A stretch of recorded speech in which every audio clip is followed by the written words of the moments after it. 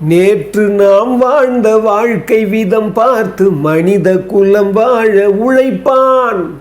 அண்ணன் தம்பியாய் அன்பு கொள்ளவே சின்னஞ்சிறுவரை அழைப்பான். 2 வரி கொண்டு 3 நெறி கண்ட குறளின் பொருள் தேடிச் செல்வான். நாளை வருகின்ற வாழ்வு நமக்கென்று ஏழை முகம் பார்த்து சொல்வான். ஏழை முகம் பார்த்து சொல்வான். எனக்கொரு மகன் பிறப்பான், அவன் என்னை போலவே இருப்பான். தனக்கொரு பாதையை வகுக்காமல் என் தலைவன் வழியிலே நடப்பான். அற்புதமானவர்களே, எல்லோரையும் வணங்குகிறேன். இந்த அற்புதமான சிந்தனை பாருங்கள். தனக்கொரு பாதையை வகுக்காமல் என் தலைவன் வழியிலே நடப்பான். இந்த வார்த்தை ரொம்ப யோசிக்க வச்சது. நான் வாலி ஐயாவுக்கிட்ட கேட்டேன், நான் இது ஏன் இப்படி சொன்னீங்கன்னு. அப்போ அவர் சொன்னார், திரு எம்ஜிஆர் அவர்கள் தன் தலைவனாக அண்ணாவையே சொல்லிட்டு இருப்பார். அப்போ தன்னுடைய பாதையை விட நானே அவர் பாதையை தான் போகிறேன். அப்போ என் மகனும் அந்த பாதையை வகுக்கணும். ஏன்னா அற்புதமான பாதை எதுன்றதுக்காக தனக்குன்னு பாதை தேவையில்லை, என் தலைவன் பாதையிலே போகணும். ரொம்ப அற்புதமான வார்த்தை அது. ஏன்னா திரு எம்ஜிஆர் அவர்கள் எப்படி அண்ணா பேரறிஞர் அண்ணா கூட அவர் மேலே ஒரு பெரிய பக்தி வச்சுருந்தாரோ அதே மாதிரி தான் பேரறிஞர் அண்ணா அவர்கள். ஏன்னா நான் சமீபத்தில் நடக்கிற நடப்புகளெல்லாம் யோசித்து பார்த்தேன். இன்றைக்கி ஒரு நடிகர், உச்ச நடிகர், அவர் பாருங்கள் 234 தொகுதியிலும் போட்டியிட்டு ஜெயிச்சு 2026 சிஎம் உட்கார போகிறார், முடிவே பண்ணிட்டார் அவர். இங்கே பாருங்கள், இந்த பக்கம் இங்கே இருக்கிற அரசியல் தலைவர்கள் யாருமே சரி இல்லாததால் அப்படிப்பட்ட ஒரு தன்னம்பிக்கையை அவருக்கு கொடுக்குது. அது பாருங்கள், அப்படிப்பட்ட ஒரு அசாத்திய துணிச்சல் அவர்கிட்ட இருக்குது. காரணம் வேறு ஒன்றுமே இல்லை. தமிழ்நாட்டில் அற்புதமான தலைவர்கள் இருந்திருந்தாங்கன்னா, இப்போ திரு எம்ஜிஆர் இருக்கும்போது சூரியன் மாதிரி தகன்னு இருந்தார். நட்சத்திரங்கள் ஒன்றுமே பண்ண முடியலை. நல்லா கவனிங்க நீங்கள். அவர் நோய்வாய்ப்படும்போது தான் சாதிய கட்சிகளுக்கு உருவாச்சு. அதெல்லாம் தனியாகவே பதிவு கொடுக்கணும். ஏன்னா தலைமை ரொம்ப முக்கியமானது.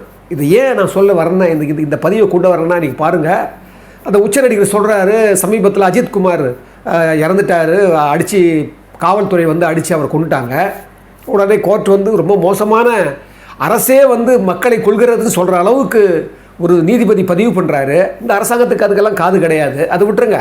ஆனால் அந்த நடிகர் சொல்கிறாரு, 24வது அஜித்குமார் இறக்குற போது அது காவல்துறை அந்த லாக்கப்பில் சாவு நடக்குது, இது 24வது பேர், மற்ற 23 பேருக்கு நீங்கள் ஏன் சொல்லலைன்னு அந்த நடிகர் கேட்குறாரு. நமக்கு ஒரு கேள்வி வருது, இந்த நடிகர் என்ன பண்ணிட்டு இருந்தார் 23 பேருக்கும் சாகிற போது? இப்போ தானே சொல்கிறாரு, கட்சி ஆரம்பித்தா தான் உங்களுக்கு சமூகம் வருமா, கட்சி ஆரம்பித்தா தான் உங்களுக்கு வந்து புதுநோக்கு தெரியுமா? இதை கேட்குறதுக்கு எவ்வளோ நேரம் ஆகும்? ஏன் சொல்கிறேன்னா, எல்லாம் அதாவது முன்னால் போகிறவங்க எவ்வளோ பேர் இருக்கிறாங்க, எத்தனை தலைவர்கள் இருக்காங்க, அதெல்லாம் பார்க்கணும். மார்லன் பிராண்டோன்னு ஒருத்தர் இருந்தார், ஒரு அற்புதமான நடிகர். அவர் கூட பேரறிஞர் அண்ணாவை சொல்லுவார், திரு சிவாஜி கணேசன் ஐயாவை பார்த்து சொல்லுவார், தமிழகத்தின் மார்லன் பிராண்டோ சிவாஜி கணேசன் சொல்லுவார். ரொம்ப அற்புதமான நடிகர். அவர் 2 முறை ஆஸ்கார் வாங்கினார். அதில் காட்ஃபாதர்னு ஒரு அற்புதமான படம். அந்த படம் வந்து பெரிய கொண்டாடப்பட்ட படம்.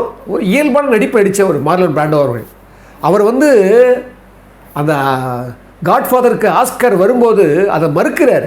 காரணம் என்ன தெரியுமா? அமெரிக்காவில் இந்தியர்கள் சமமாக நடத்தப்படவில்லை, இந்திய குடிமக்கள் அங்கே இருக்கிற சமமாக நடத்தப்படலைன்னு அவர் கோபத்தில் ஆஸ்கரை வாங்க மறுக்கிறார். 1963 சவுத் ஆப்பிரிக்காவில் அங்கே இருக்கிற அந்த கருப்பின மக்களுக்கு குடியுரிமை கிடைக்கலன்றதுக்காக ஊர்வலம் போகிறார். 1964 இங்கிலாந்து போகிறாரு. இங்கிலாந்து போகும்போது அங்கே படப்பிடிப்பு போனவர் அங்கே இருக்கிற ஊர்வலத்தில் கலந்துக்கிறாரு. காரணம் என்னென்னா, தென்னாப்பிரிக்க மக்கள் சமமாக மதிக்கப்படலை, அதுக்காகவே ஒரு மெழுகுவத்தி ஏந்திய ஊர்வலம் போகிறார். இதுதான் ஒரு கலைஞனுக்கு இருக்கிற ஒரு தண்ணி எழுச்சிருக்கணும். உலகமெல்லாம் என் படம் போகுது, உலகமெல்லாம் என் ரசிகர்கள் பார்க்குறாங்க, அப்போ அந்த ரசிகர்களுடைய அந்த அந்த அந்த கஷ்டத்தை நோக்கணும். இங்கே பாருங்கள், அடிப்படை ஞானமே இல்லாமல், அடிப்படை அன்பே இல்லாமல், அடிப்படை அந்த விஷயமே இல்லாமல் இங்கே வந்து அரசியல் ஒரு மோசமான ஒரு நிலையில் நம்ம மாட்டி தவிக்கிறோம். அந்த வகையில் தான் நான் ஏன் அந்த சொன்னேன்னு சொன்னால், அவர் சொன்னார் பாருங்கள், நேற்று நாம் வாழ்ந்த வாழ்க்கை விதம் பார்த்து மனித குலம் வாழ உழைப்பான். அண்ணன் தம்பியாய் அன்பு கொள்ளவே சின்னஞ்சிறுவரை அழைப்பான். எம்ஜிஆரே அப்படி தான் அழைச்சார். சின்னஞ்சிறு எப்போ பார்த்தாலும் சின்னவங்களுக்கு தான் பாட்டு பாடினார். 2 வரி கொண்டு 3 நெறி கொண்ட 2 வரி கொண்டு 3 நெறி கண்ட அறம்பொருள் இன்பம் குறளின் பொருள் தேடி செல்வான். நாளை வருகின்ற வாழ்வு நமக்கென்று ஏழை முகம் பார்த்து சொல்வான். இதுதாங்க வேணும், ஏழை முகம். சமீபத்தில் ஒரு பத்திரிகை, ஒரு அற்புதமான பத்திரிகை அது. அதில் கேள்வி கேட்டிருந்தாங்க. ஒரு ஏறி வந்த ஏணியை மிதிச்சிட்டு போகிற மாதிரி திரு எலான் மஸ்க், உங்களுக்கு தெரியும், அமெரிக்காவில் அவர் தான் மிகப்பெரிய ஒரு தேர்தல் நிதி கொடுத்தாரு, ட்ரம்ப்புக்காக உழைச்சார்.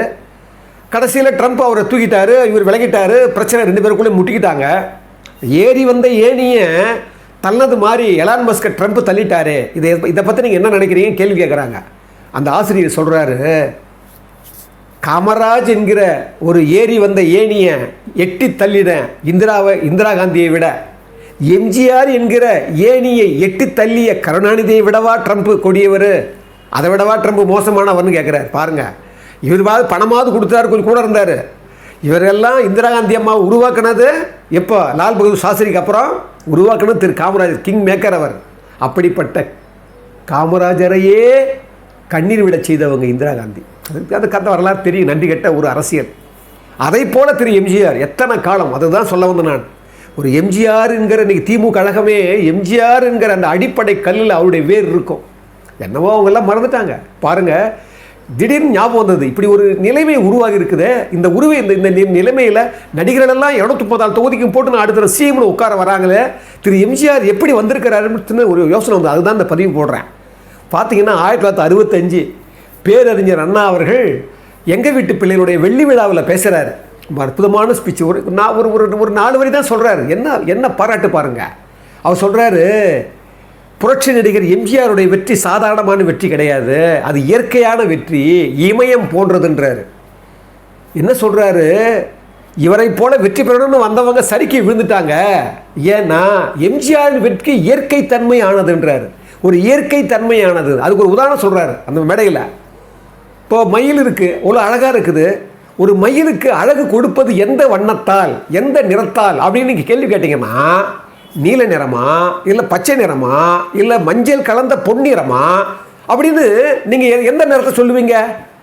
அதை போலத்தான் புரட்சி நடிகர் எம்ஜிஆருடைய வெற்றி அப்படிங்கிறார். அவர் சொல்கிறார் பாருங்கள், அந்த அந்த விழாவில் வெள்ளி விழா சொல்கிற 1965 நடக்குது அந்த விழா. அவர் சொல்கிறார், எம்ஜிஆர் வந்து 67 தான் எம்எல்ஏ ஆகிறார். அப்போ மேல் சபை ஆயிட்டார்னு நினைக்கிறேன், மேல் சபை உறுப்பினர் ஆயிருக்காருன்னு நினைக்கிறேன். பாருங்கள், அந்த நேரத்தில் அவர் சொல்கிறாரு, திரு எம்ஜிஆர் அவர்கள் இந்த துறையை நினைக்காதீங்க, அவர் எந்த துறையில் போனாலும் ஜெயிப்பார். ஒரு கதாசிரியராக போனால் ஜெயிப்பார், ஒரு பாடலாசிரியராக போனால் ஜெயிப்பார், ஒரு இசையமைப்பாளராக போனாலும் ஜெயிப்பார். ஏன்னா எந்த துறையிலையும் அவருடைய அந்த கவனமும் அந்த கவன குவிப்பும் அதில் ஒரு விசாலமான பார்வையும் புரட்சி நடிகர் எம்ஜிஆருக்கு உண்டு. அது மட்டும் இல்லை, வருங்காலத்தில் அவர் அரசியல் கலந்துட்டா கூட அங்கே கூட அவர் தனிமுத்திரை பதிப்பார்னு அப்போவே டிக்ளேர் பண்ணுறார் பேரறிஞர் அண்ணா 1965 பாருங்கள். எதுக்கு சொல்ல வரேன்னா, ஒரு தலைவன், தான் நம்புகிற தலைவன், அவரே இன்னும் சிஎம் ஆகலை, ஆனாலும் அரசியல் பார்வை எப்படி தொகுப்பாக பண்ணுறாரு பாருங்க, எப்படிப்பட்ட ஒரு பாராட்ட வாழ்த்தை வாங்கினாரு பாருங்கள் எம்ஜிஆர் அவர்கள். அது மட்டும் இல்லை, அதே 1966 ஒரு முத்தமிழ் மன்ற மலரில் சொல்கிறாரு பேரறிஞர் அண்ணா அவர்கள், திரு எம்ஜிஆர், புரட்சி நடிகர் எம்ஜிஆர் அவர்கள் எப்படி இருந்தால் தெரியுமா? அவர் சொல்கிறார், விளக்குறாரு. அவருடைய வாழ்வியலை யோசிக்கிற போது இந்த யோசனைலாம் வருதுன்னு சொல்லிட்டு குறிப்பிடுறாரு. அதாவது முற்கால கலைஞர்களெல்லாம் எப்படி இருந்தாங்க அப்படின்னா, இந்த 20ஆம் நூற்றாண்டின் இந்த பிற்பகுதிக்கு முன்னால் அவங்கெல்லாம் எப்படி இருந்தாங்கன்னா, 4 பக்கமும் இரும்பு சுவர்களை போட்டுக்கிட்டு, இரும்பு கதவுகளை போட்டுக்கிட்டு, அதுக்குள்ளவே வசிச்சுக்கிட்டு, அதுக்குள்ளவே வாழ்ந்தாங்களே தவிர வெளியே வரவே இல்லை. அப்படித்தான் அவங்களாம் வாழ்ந்தாங்க. ஆனால் அந்த வீட்டுக்குள்ளிருந்து கொஞ்சம் இந்த பிற்பகுதியான காலத்தில், அதாவது 1950க்கு பின்னால் பிற்பகுதியான காலத்தில் அங்கிருந்து பலகனி வழியாக சில கலைஞர்கள் எட்டி பார்த்தாங்க. எங்க அவர் சொல்கிறாரு, பேரறிஞர் அண்ணா குறிப்பிடுறாரு, அந்த கலைஞர்கள் நீங்கள் சமூக உலகம் மட்டும் இல்லை, வெளி உலகையே பார்த்தது கிடையாது. கலை உலகம் மட்டுமே உள்ளுக்குள்ளே இருந்தாங்களே தவிர வெளி உலகம் கூட பார்த்ததில்லை. ஆனால் இப்படிப்பட்ட கலைஞர்கள் மத்தியில் சில பேர் பார்த்தாங்க பலகடி வழியாக. ஆனால் புரட்சி நடிகர் எம்ஜிஆர் மட்டும்தான் பார்த்ததோடு மட்டும் இல்லை, அங்கிருந்து அரசியல் உலகுக்கு தாவினார், அரசியல் உலகத்துக்கு புகுந்தார். அவர் மற்ற கலைஞர்களுக்கு வழிகாட்டியாக இருந்தார். எப்போ 66 குறிப்பிடுறார் பேரறிஞர் அண்ணா, மற்ற கலைஞர்கள் வழிகாட்டியாக இருக்கிறார். அது மட்டும் இல்லை, என்னை போல மற்ற கலைஞர்களுக்கும், அதாவது சொல்கிறாரு, வாழ்விழந்த கலைஞர்கள் கூட ஒரு மறுமலர்ச்சியான ஒரு நம்பிக்கையை அவர் ஊட்டுகிறார் அப்படின்னு குறிப்பிடுறாரு பேரறிஞர் அண்ணா அவர்கள். சொல்கிறார் பாருங்க, அதான் ரொம்ப முக்கியமானது. தான் மட்டும் இல்லை, தான் வசிக்கிற கலை மட்டும் இல்லை, தான் வாழ்கிற அந்த கலை உலகம் மட்டும் இல்லை, நடிகர்களும் பின்பற்ற வேண்டும் என்று வழிகாட்டியாக திரு புரட்சி நடிகர் எம்ஜிஆர் இருக்கிறான்னு சொல்லி அந்த மன்றத்தை அந்த அந்த முத்தமிழ் மன்ற மடலில் எழுதுகிறார் திரு பேரறிஞர் அண்ணா அவர்கள். சொல்லிட்டு சொல்கிறார், இப்படிப்பட்ட ஒரு ஒரு புரட்சி நடிகர் எம்ஜிஆர் அவர்கள் தான் மட்டும் இல்லை, அவரை நம்பி அவர் வரும்போது என்ன நினைக்கிறாங்க, புரட்சி நடிகர் வேண்டும், அதனால் நாம் அந்த கட்சிக்கு போகலான்னு சில பேர், புரட்சி நடிகர் நல்லவர், அவர் போகிற கொள்கையும் அவர் போகிற கட்சியும் நல்லா இருக்கும், அதனால் நம்ம அவர் பின்பற்றணும், புரட்சியினுடைய தயவு நமக்கு தேவைப்படுது, அதனால் நம்ம அவர் கூட இருக்கணும் அப்படின்னு அந்த வழியாக வந்தவங்க நிறைய பேர்கள்.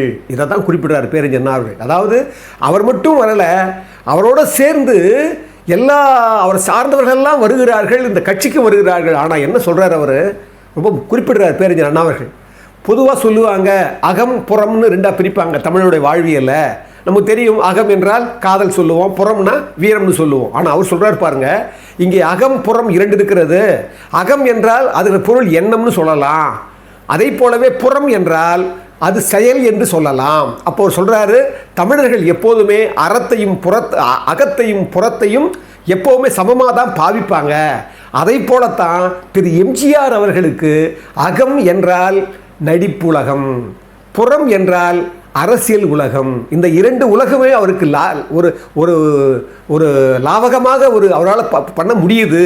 அந்த இரண்டு உலகத்திலையுமே அவர் கோல் வச்சுவார், அந்த ரெண்டு உலகத்திலையுமே அவர் இருக்கிறாரு. அது சொல்லிட்டு சொல்கிறாரு, பொதுவாக கலைஞர்கள் என்ன நினைக்கிறாங்க, அவங்க கலைக்காகவே ஒரு ஒரு நடிப்புக்காகவே ஒரு கலைஞனாகவே இருந்துட்டு போகலான்னு நினைக்கிறாங்க. ஆனால் எம்ஜிஆர் அப்படி நினச்சது கிடையாது. அவர் என்ன சொல்கிறாரு, ஒரு கலையாகட்டும் ஒரு கலைஞனாகட்டும் அது மக்களுக்காகவே சமுதாயத்துக்காகவே, ஒரு கலைஞன் என்று சொன்னால் அவர் மக்கள் இனம்னு சொல்லி அவர் உதவ துடிக்கிறார், உதவி கொண்டு இருக்கிறார், இன்னும் அதிகமாக உதவ வேண்டும் என்று நினைக்கிறார். யார், பேரறிஞர் அண்ணாவோட ஸ்டேட்மெண்ட். ஏன்னா இந்த கலையை பயன்படுத்துவதில் அப்போவே பாருங்கள் 1966 அவர் சொல்கிறார், இந்த துடிக்கிறார் அவர் அப்படின்னு. அப்போ என்ன அர்த்தம், மக்களுடைய எண்ணங்களும் மக்களுடைய செயல்களும் நானும் அதில் பங்கு கொள்ளணும். எப்போ இருந்தாலும் எந்த நிலைமையில் இருந்தாலும், நான் சொன்ன பாருங்க மார்லன் பிராண்டோ அந்த அந்த வாரத்தில் சொல்கிறாங்க, ஒரு கேள்வி கேட்குது, கலியுகம் எப்போ முடியும் அப்படின்னு ஒரு கேள்வி கேட்குறாங்க. அற்புதமாக பதில் சொல்கிறார் அவர். கலியுகம் சொல்கிறாரு, அதர்மம் ஓங்குகிற போது அதிகமாகும் போது கலியுகம் முடியும்னு பாகவதம் சொல்லுது. இப்போ இருக்கிற ஆளுங்கட்சி இன்னும் 10 வருடங்கள் ஆண்டாங்கன்னா கலியுகம் முடிஞ்சு போடுன்னு ரொம்ப எச்சரிக்கையாக சொல்கிறார், ரொம்ப கேளிக்கையாக சொல்கிறார். பாருங்கள், இன்றைக்கி அரசியல் ஆட்சியல் உலகத்தில் கூட எல்லா சமூகவியல் எல்லாமே ஏன் சீர்கெட்டு கிடக்குதுன்னா, இப்போ பாருங்கள், நம்ம சொல்கிறோம் ஒரு திரு எம்ஜிஆர் அவர்கள் எப்பேற்பட்ட ஒரு பாராட்டையும் ஒரு வாழ்த்தையும், அதனால தான் அவருடைய படங்கள் எல்லாம் பேரறிஞர் அண்ணாவை மறந்ததே கிடையாது. கடைசி வரைக்கும் அண்ணா நாமம் வாழ்க, அண்ணா நாம் ஏற்றுக்கொண்டார். இப்போ பேரறிஞர் அண்ணா மேலே எவ்வளோனா பிரச்சனை இருக்கும், எவ்வளோனா இருக்கும், தவறு இருக்கும். ஆனால் எம்ஜிஆர் பாருங்கள், அந்த காலத்திலேயே எப்படியெல்லாம் வாழ்ந்து எப்படியெல்லாம் அந்த அரசியலில் உள்ள புகுந்து மக்கள் சேவையினே சொல்லி இந்த மக்களுக்காகவே வாழ்ந்த அந்த மகானை இந்த நேரத்தில் நினைப்பதில் நாம் பெருமகிழ்ச்சி கொள்கிறோம். இவ்வளோ நேரம் பொறுமையாக கேட்ட உங்கள் எல்லோரையும் வணங்குவதில் நான் பெருமகிழ்ச்சி கொள்கிறேன். அன்புள்ள மிக்கவர்களே, அற்புதமானவர்களே, புரட்சித் தலைவர் மறைந்தும் மறையாமல் இருக்கிற, இன்னும் வாழ்ந்துக்கிட்டு இருக்கிற, இன்னும் வாழப்போகிற திரு எம்ஜிஆருடைய பக்தர்களே, இந்த தமிழ் தீயினுடைய பதிவுகளை கேட்டு நிறைய பேர் எங்களுக்கு வாழ்த்து தெரிவிக்கிறாங்க, பிளஸ்ஸிங் கொடுக்குறாங்க. சில பேர் அவங்களால முடிந்ததை ஒரு பொருளுதவி தராங்க. எங்களால் மேலும் மேலும் எங்களுக்கு இந்த பொருளுதவி தான் ரொம்ப கடினமாக இருக்குது. ஏன்னா நானும் நான் ஏற்கனவே கூட என்னுடைய பதிவுகளை சொல்லியிருப்பேன், நானும் அந்த நிலையில் இப்போ நான் பொருளாதாரத்தில் இல்லை, இழந்திருக்கிறேன். அதனால் இந்த மேலும் மேலும் நற்பண்புகளையும் இந்த நற்சிந்தனைகளையும் நாம் ஒரு இறைலயமான ஒரு திரு எம்ஜிஆருடைய அந்த வாழ்வியலையும் நம்ம மேலும் மேலும் சொன்னால் தான் அடுத்த தலைமுறைக்கு சரியாக இருக்கும்னு சொல்லி, அதனால் எங்களுக்கு பொருளுதவி தேவைப்படுறதால உங்களுக்கு நிலை உடையவர்கள் கொடுக்கின்ற எண்ணம் உடையவர்கள் இருந்தீங்கன்னா நிச்சயமாக இதை உதவுங்க. அதை நாங்கள் மேலோங்கி வாங்கிக்கி உங்களுக்கு எல்லாருக்காகவும் இந்த உலகத்திற்காகவும் மறுபடியும் இங்கே இருக்கிற எல்லா உயிர்களுக்காகவுமே பிரார்த்தனை பண்ணி இந்த தமிழ்த்தி உங்களை வணங்குகிறது.